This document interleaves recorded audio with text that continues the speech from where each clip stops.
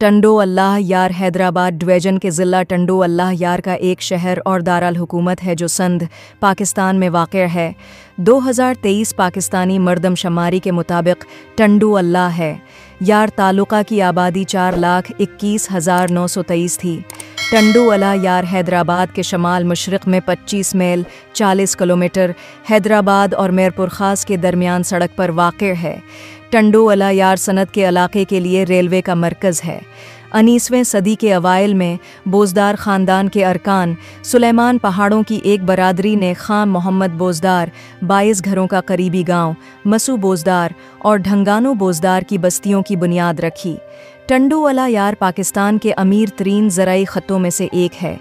गन्ने, गंदम, प्याज और कपास जैसी नकद आवर फसलें काश्त की जाती हैं। आम और कीले भी उगाए जाते हैं।